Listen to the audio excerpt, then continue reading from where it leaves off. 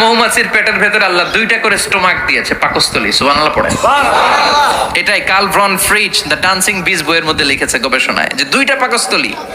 একটা পাকস্থলী দিয়ে মৌমাছি খায়, নিজে খেয়ে বাঁচে, আর একটা পাকস্থলী দিয়ে এই ফ্লাওয়ার নেক্টার, পুষ্পরস সংগ্রহ করে ওই পাকস্থলীতে রাখে।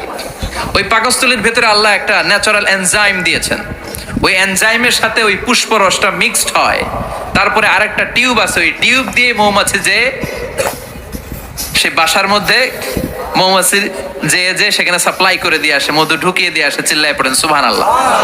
যার মানে বিষয়টা এমন না ফুলের রস নিয়ে মৌচাকের দিয়ে আসলো, ফুলের রস সে নেয়, তার স্পেশাল একটা স্টোমাকের মধ্যে ঢুকায়, সেখানে এনজাইম দিয়ে পাচক রস দিয়ে আল্লাহ এটাকে সমৃদ্ধ করে দেয়, তারপর আলাদা একটা নল দিয়ে টিউব দিয়ে মৌচাকের ভেতরে ঢুকিয়ে দেয়। কোন সুবহানাল্লাহ।